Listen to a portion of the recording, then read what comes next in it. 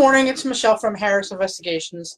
I had to jump on because I really had a chuckle this morning. I had an attorney from another state call me and ask me to do a service. No big deal. So we do. I mean, we do service. We do investigations. And he's like, can you do a service on Sunday? I said, what state's the paper from? He goes, I don't know. I don't have it yet. And I'm thinking, what state are you in? And he told me. And he goes, well, it's not my paper, it's my client's. So I'm like really wondering if this guy's an attorney. I Google the phone number and I can't find it because he's calling me from his cell. And then he goes, well, you need to serve him at church. I'm like, I said, you're an attorney, right? And he said, yeah. I said, you can't serve somebody in church. Well, that's the only place the woman knows where he is. And I'm like, you can't serve during church service on church property. I said, and I'd be leery to even serve it in the parking lot across the street if that's where they park, because I have no way to know if the church is here and they park across the street, who owns that parking lot. I said, I'm not going to be able to search it and that kind of stuff. And he's like, well, all we have is a photo. And I said, well, there's going to be, whatever, 50, 100, 250, 300 people coming out of church. I said, trying to find him coming out of church, if you don't know what kind of car he drives, it's like a needle in a haystack. He's like, so you can't do it. I'm like, I can serve papers on a Sunday as long as it doesn't come from, Florida, California, New York. I said, there's a list of states.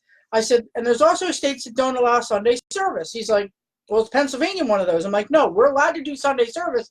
I said, would you like me to send you this list that I keep and all my servers keep? Excuse me for moving. I said, all my servers keep this, this list in hand. I said, there's no Sunday service rules. There are rules that say you can't serve on Sundays if a paper comes from Florida, Maine, Massachusetts, Minnesota, New York, Rhode Island, South Dakota, Tennessee, Texas, Virginia, and West Virginia. And he's like, oh. And I said, there's also a thing that you can't serve papers that come from New York on Saturdays at Holy Time. And I said, don't ask me what Holy Time is. I said, but you can't serve on Holy Time. I said, there's states that, you can't serve, on holidays. I said, it depends on where the paper comes from, not where you're serving. He's getting into an argument with me. And I'm like, look, I said, you need to look up, and I'm spitting out these, the rules. Like I said, I have them here for my people. I said, you need to look up these rules. If you're an attorney, you should know what these rules are. He goes, oh. So at the end of the conversation saying, well, then I guess you can't help me. I said, if anybody helps you and serves at a church, they're going to get thrown out. And I said, get the information. I'll skip trace. And he goes, oh, you can do that? And I'm like, we're allowed. You have court paperwork. So, and the guy sounded older, so I'm a little miffed. What people do and don't know that, process servers can do. Not all process servers are skip tracers. You have to have access to certain databases. You can't just assume that you can find somebody based on public record, i.e. property searches and things like that. Some states require a license to be a skip tracer. Some states consider a skip tracer a private investigator. Some databases consider you have to be a private investigator and have to have a license to be skip tracing. So you have to kind of know, your client. You have to know your business. You have to understand that even though your client might be a PhD or an Esquire or whatever, they don't always know what they're talking about or what they're doing. So keep that in mind. There's a lot of talk about making process servers, licensed or accredited or something.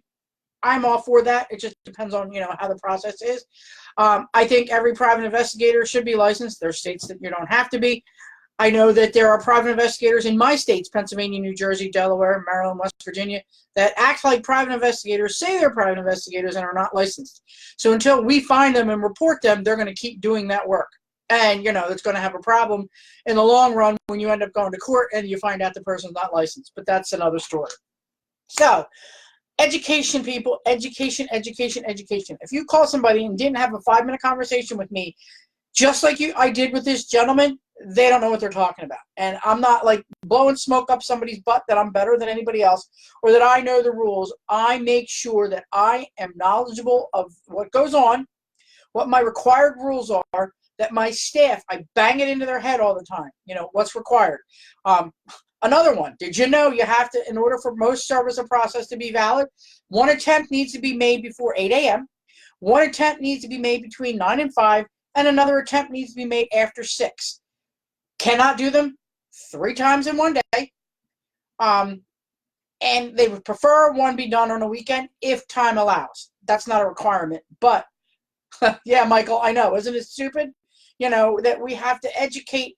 It's not just attorneys. You're educating attorneys. You're educating paralegals. You're educating other process servers. And it drives me bonkers that I have to educate another process server who should know this. I'm part of a group, PSD Masterminds, and we were just talking about this last night, that you have to educate. Sorry, the dog is a little distracting. You have to educate other process servers, and it's like, I'm like, do I want their work if I have to educate them? But then that's me going on my rant about, you should have some continuing education and whatnot. But anyway, I just wanted to pretty much get out there and say, okay, people, you need to know who your vendor is. Your vendor needs to be educated. I'm not saying we all need to do these little videos and rants and stuff like that. But I post when I go to CLE classes. I post my education. I tell people, ask me questions. Morning, Hugh. That's what I'm here for. I'm not here to rant and to tell anybody how to do their job, but, I need, my pet peeve is people are not educated in what they do. Anyway, that's my Thursday morning rant. I hope everybody has a good day.